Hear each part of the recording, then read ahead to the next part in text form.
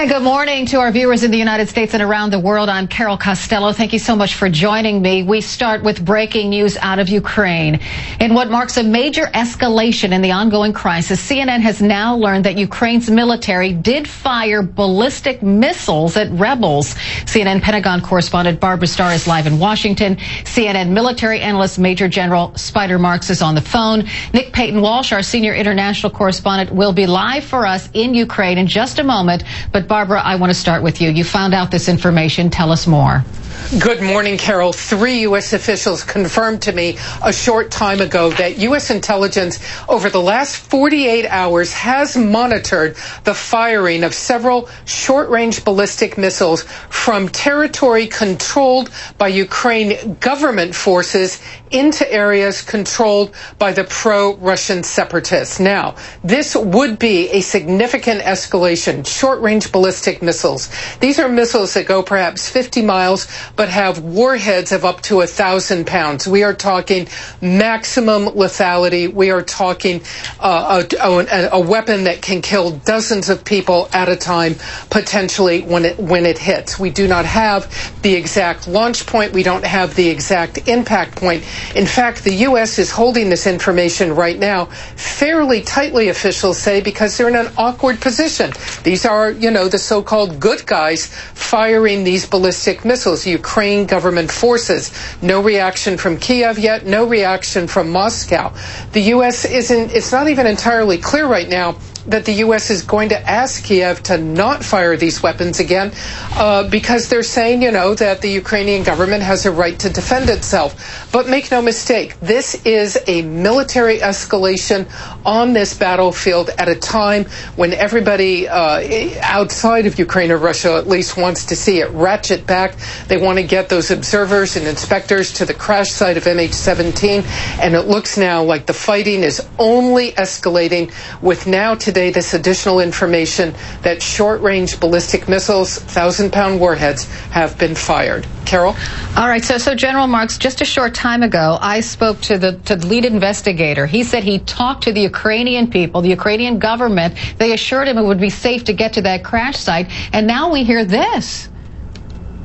Yeah, quite amazing. But I think, frankly, Carol, we shouldn't be too surprised. Certainly the Ukrainian forces, as Barbara rightly pointed out, have a right to defend themselves. The use of these long-range surface-to-surface missiles primarily are used for offensive capabilities. You want to prepare a piece of ground. You want to reduce an enemy's capabilities before you go do something about them.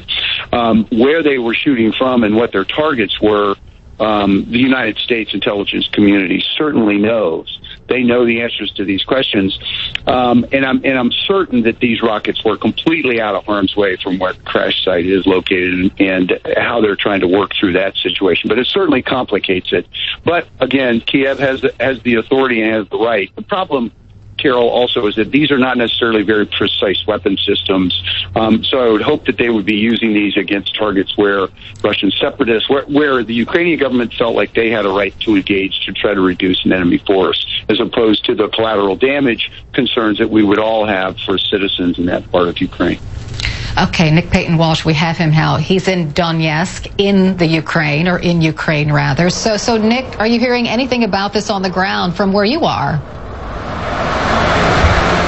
No, it's not something people openly discuss, obviously, an escalation of that kind of weaponry. But it's no secret that both sides have been using very heavy weaponry against each other. The so-called commander of the Donetsk People's Republic, their militants here, a man called Igor Strelkov, gave a press conference yesterday in which he said that recently the Ukrainian army had been using, he said even by his estimation, a lot of heavy weaponry. He's used a lot himself when he can lay his hands on it. But we also ourselves heard here last night from this balcony, quite late, the occasional artillery strike, but also 3 unexplained, longer sounding rumbling explosions. No idea what they were, but it forms part of a broader pattern of increased heavy weaponry being used, increased wideness of that use, and a real sense, I think, that a war that started with shooting on roads is now turning into areas being devastated. We left a town, Carol, recently, which is on the road between Donetsk, where I'm standing, and the crash site, through which the inspectors have to pass to be able to get to that crash site. Heavy shelling hit it while we were there. We left, along with many other people, in somewhat of a hurry. It's pretty nasty here at the moment, Carol. Yeah, and we keep hearing conflicting reports, Nick. Sometimes we hear that, you know, the fighting has died down and the two sides are going to let these crash site investigators safely to get where they're going. And I know we don't know where these missiles are headed or what their targets are, but it does give you pause. So which is it? Is the fighting intensifying or is it not? Well, the fighting's intensifying, no question about that. The Ukrainian military is pushing as hard as it can to retake the areas around this main city of Donetsk. In fact, some shelling, in fact, hit Donetsk. We don't know who fired it, although separatists claim it was the Ukrainian government.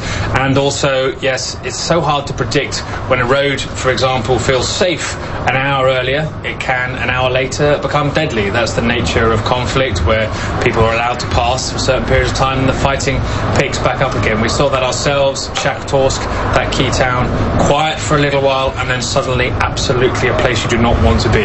Carol? And Barbara, you mentioned a bit about the United States and whether it would say anything about this. Tell us more about that.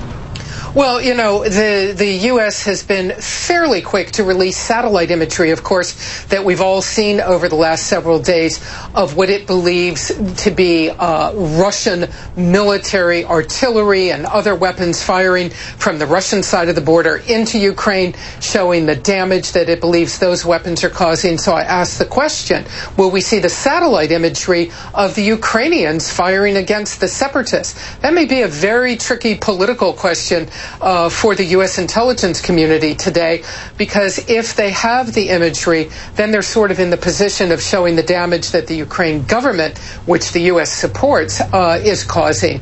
So we'll have to see how this all sorts out. You know, will we only see that satellite imagery from one side in this conflict and not from the other side? And still, you know, we will be here at CNN, we will be reaching out to both the government in Kiev and the government in Moscow to see what they can tell us about all of this.